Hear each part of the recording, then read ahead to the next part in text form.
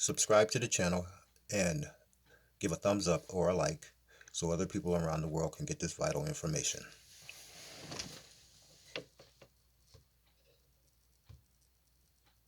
It's a little hard to believe, actually, but faithful Catholics are growing more and more concerned that Pope Francis's Vatican is on some kind of tear to advance globalism. And there's not only a lot of evidence to support the notion, there is at the same time not a lot of evidence to dispute the idea. Globalism is, in short, a governing system whereby individual nations cede or hand over some or all of their national sovereignty to a kind of collective government. So, by definition, globalism and nationalism are pretty much in opposition to each other. And faithful Catholics should not let their eyes glaze over on this, but remain, at least for the time being, up at the 60,000-foot level looking at it. This whole issue is being played out right now in U.S. politics among the Democrats. And so naturally, the U.S. bishops have gotten involved in all of this as well. Here is the extremely critical, gigantic point to bear in mind. Globalism would usher in one supranational governing authority that would have complete control, as though every current nation were just a little single state in a worldwide nation. If any Catholic, Orthodox, or even dissenting can't see the immediate theological, political, and cultural problems with that, then they must have no pulse, brain, or both. The globalists have been running wild for the past few decades, extolling what they say are the advantages of globalism. Indeed, the very concept of the European Union is a regionalized stab at globalism, despite its difficulties. Pope Francis and his globalist cheerleader crowd in Rome are posturing that the very foundational concept of individual nations is now little else than they're just nostalgic entities, which have become overrun by giant transnational corporations. And to carry that thought further, these corporations are all greedy, exploit the poor of the earth, poison the environment, and are able to get away with all of it because they get to hide behind and operate through the laws of individual nations. So for the Pope, there's only one solution to all of this: abolish individual nations, make one world government, and rein in these greedy businesses with fines, penalties, and jail time if necessary.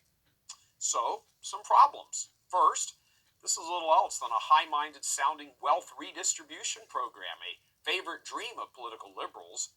Remember the encounter between Obama and Joe the plumber on the 2008 campaign trail? I'm getting ready to buy a company that makes about 250, 270, $80,000 a year. All right. Your new tax plan is going to tax me more, isn't it? Well, here's what's going to happen. If you're a small business, which you wouldn't qualify, first of all, you get a 50% tax credit, so you get a cut of taxes for your health care. And right now, everybody's so pinched that business is bad for everybody.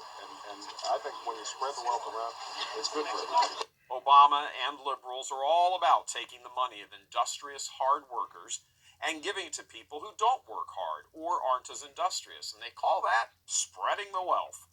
Of course, Obama, Hillary, and the 240,000 other Democrats currently running for president this year never include their own wealth in that equation. It's just your wealth that needs to be spread around.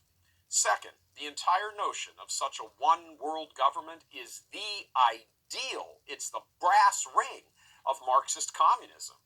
Even though Obama said spread the wealth, he was not the first guy with the idea. Karl Marx was. Third, the key question: exactly who would be the ruling class, the government, making the new laws to impose on the entire human race? And more to the point, what if the people wanted to throw off this one world government down the road? What mechanism for that would be in place? Fourth, what laws precisely would be imposed, say, for example, about maybe abortion or sodomite marriage or taxation and private property, and so on. Fifth, when it comes to the specific area of religion, if there is one world governing body, then it stands to reason that there would have to be, eventually, one world religion, or no world religion. Sixth, the Vatican city-state is its own national sovereignty. What would happen to it as it would be absorbed into the great universal governmental bureaucratic collective?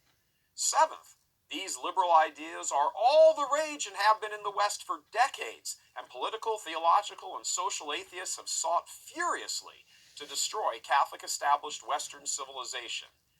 But can anyone seriously think that the Chinese communists are going to just hand over their power to the people? The Chinese commies kill people who propose those ideas. A few days ago, in his bid to dress up the one world government, Pope Francis suggested that the very concept of nationalism had within itself echoes of Hitler. Those are fighting words. Their purpose is to reawaken Europeans, the fear of National Socialism, that we should just run away from that as fast as our little liberal white thinking feet can carry us. It's practically a scare tactic. So, the supranational question for the supranational proposal. Hitler and company of the Third Reich were all about world domination.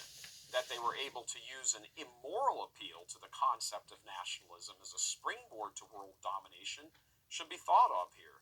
The goal was world domination, period. So to make an appeal to the concept of nationalism as a kind of emotional blackmail to usher in what would be, in the end, world domination is either massively uninformed or incredibly disingenuous. And for the record, it was American nationalism during World War II, all of our wealth and our resources and our industrial might, that proved to be the decisive factor in crushing the Nazis and then the Japanese warlords. So, yeah, nationalism ain't so bad a thing after all, is it? Throughout history, nations have oftentimes worked as a kind of counterbalance to each other.